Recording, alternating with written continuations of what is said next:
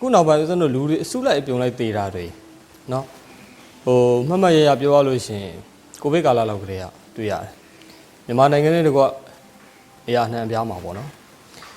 အဲ့တော့ဒါတရားဘာကြောင့်ဖြစ်ကြတာတော့ဆိုတော့ခြုံပြောရင်ကတ်ဆိုင်နေတာကဘာကြီးမှာမနေ့ကပဲဦးဇင်းတို့ကြည့်ပေါ့အိန္ဒိယလေချောင်းလိုင်းတစ်ခု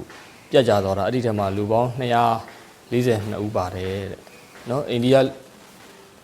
ယကလူမျိုးတွေအများဆုံးပေါ့အိန္ဒိယလူမျိုးတွေအများဆုံးပါတယ်အဲ့တော့ဒါတွေဟာဦးဇင်းတို့ခဏခဏတွေ့နေရတယ်ဟိုနားမြေပြိုလို့လူတွေဆူလိုက်ပြုံလိုက်တေးပြန်ပြီဒီနားရေကြီးလို့လူတွေဆူလိုက်ပြုံလိုက်တေးပြန်ပြီဟိုဘက်နိုင်ငံလေရင်ပြတ်ကျလို့လူတွေဆူလိုက်ပြုံလိုက်တေးပြန်ပြီလားခဏခဏတွေ့နေရတယ်အဲ့တေးချင်းတရားနဲ့ပြောမယ်ဆိုလို့ရှိရင်ဟိုမြတ်စွာဘုရားလည်းဟောထားပြီးတော့တေးချင်းတရားဟာမျက်စိတမင်လျှက်တစ်ပြက်အတွင်းမှာကွေးတော့လည်းမဆက်မီဆန်တော့လည်းမကွေးမီမှာတေးနိုင်တယ်လို့မြတ်စွာဘုရားကဟောကြားထားတာဖြစ်တဲ့အတွက်ဒါကတော့တခဏထားပေါ့အဲ့တော့တေးချင်းတွေကိုဦးဇင်းတို့ပြန်ကြည့်လိုက်ရင်တေးချင်း၄မျိုးရှိတဲ့အထက်မှာအခုဘာကံတွေနဲ့တေးနေကြတာလဲဆိုတော့ဥပိ္ပစေတကကံလေဥပိ္ပစေတကကံဆိုတာကအဲ့အရှိကဟာလေးကိုပြောမှတို့နားလည်ဖို့ပို့ပြီးလွယ်မှာပေါ့တေးချင်း၄မျိုးရှိတဲ့အထက်မှာနံပါတ်1ကကံကုန်ရင်လည်းတေးနိုင်တယ်ပြီးအသက်တန်းကုန်ရင်လည်းတေးနိုင်တယ်ပြီးလို့ရှိရင်အသက်ကံ2မျိုးလုံးကုန်ပြီးတော့လည်းတေးနိုင်တယ်နောက်တစ်ခုနံပါတ်4ကဥပိ္ပစေတကကံခေါ်တဲ့ကံကုန်အသက်ကုန်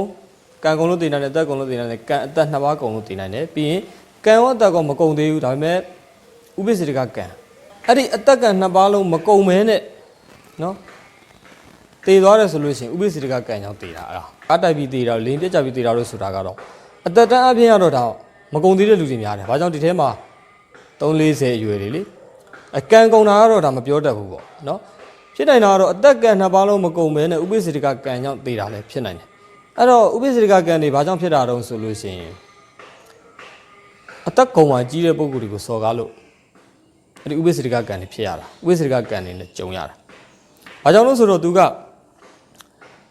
ကံတွေအကြောင်းကိုပြောလို့ရှိရင်ဦးဇင်းတို့အမှန်တော့နည်းနည်းတဲ့ရှုပ်ထွေးတယ်အဲ့ဒီထဲကဒီဥပိ္ပစေတကကံလို့ခေါ်တဲ့ကံပေါ့တနည်းအားဖြင့်ဥပဃာတကကံလို့လည်းသူ့ကိုခေါ်တယ်တဲ့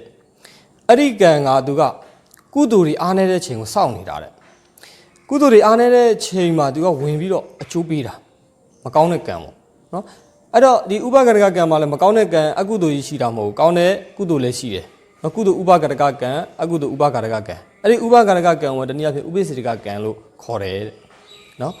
အဲ့တော့ဥပဃာတကကံတနည်းအားဖြင့်ဥပိ္ပစေတကကံပေါ့အဲ့ဒီကံကဘယ်လိုလဲဆိုတော့သူက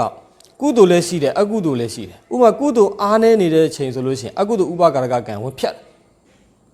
ဥပမာတတန်းစစ်နေရဖို့ကိုမှရှိပင်ရှိညာတော်လဲကုသိုလ်ကအားနည်းနေတယ်နော်ဇနကကံလို့ခေါ်တယ်အဲ့ဒီကုသိုလ်အားနည်းနေတာကိုဟိုဘက်ကဥပဃာတကကံအားကြီးနေပြီဆိုလို့ရှိရင်အဲ့ဒီဥပဃာတကကံအနိုင်ယူရတာအကုသိုလ်ကံလေးကိုအဲ့ဒါလိုပဲကုသိုလ်ဥပဃာတကကံကအားကြီးနေမယ်ဆိုလို့ရှိရင်အကုသိုလ်ကံကိုအနိုင်ဥမာအဖြစ်ပြောမယ်ဆိုလို့ရှိရင်ကျွန်တော်အဇာတသမင်းဟာနောက်ဆုံးမြတ်စွာဘုရားရှင်ကိုစီးကပ်ပြီးတော့ဟိုတောတာပန်တော်မတည်သွားဘူးဥပဒကအဖြစ်ခံယူသွားတယ်အမှန်တမ်းကြည်ညိုတယ်ပုရိသေပုဂ္ဂိုလ်ထဲမှာဇာတသမင်းလောက်ဘုရားတရားတန်ခါရဏ3ပါးကိုကြည်ညိုတဲ့ပုဂ္ဂိုလ်မရှိဘူးလို့ထာကထာမှာဖွင့်အဲ့တော့အဲ့ဒီလိုပုဂ္ဂိုလ်မျိုးကိုအဲ့ဒီလိုပုဂ္ဂိုလ်မျိုးကဘာကြောင့်ငရဲကြရတာတော့ဝေစီငရဲမကြပဲလောကကိုငရဲကြသွားတယ်နော်ခြုံပြောရင်ငရဲကြသွားတယ်ဘာကြောင့်ငရဲကြတော့ဒီမှာကုသိုလ်တွေလုံးဘာကြောင့်လို့ဆိုတော့ဟောကအကုသိုလ်ဥပဃာတကကံကဒီကုသိုလ်ကံထပ်ပို့ပြီးတော့အင်အားကြီးနေအဲ့တော့ကြောင့်ဒီကုသိုလ်ကံကိုသူကအနိုင်ယူပလိုက်အနိုင်ယူပြီးတော့လောကကုန်ငရဲကိုချပလိုက်တကယ်ဆိုလို့ရှိရင်တော့ပိဿာနန္ဒိယကံထိုက်ထားတာပိဿာနန္ဒိယကံတွေကထင်ရှားသုံးပြောရင်ဖေတတ်တဲ့ကံပေါ့အဲ့ဒီကံကြီးထိုက်ထားတဲ့ပုဂ္ဂိုလ်ကတော့ဝေစီငရဲကြမှာဒါပေမဲ့နည်းနည်းလေးတော့တတ်တာပါတယ်ဥပဃာတသို့ပေမဲ့ငရဲကနေလုံးဝမလို့ဘာကြောင့်လဲဆိုတော့ဦးဇင်းတို့ခုနကပြောတဲ့ကုသိုလ်ကံကိုအဲ့ဒီအကုသိုလ်ဥပဃာတကကံကပိုပြီးအားကြီးနေရဖြစ်တော့အနိုင်ယူရတာကြီးတဲ့လူကိုငယ်တဲ့လူကြီးတဲ့လူအနိုင်ယူလို့ပဲပေါ့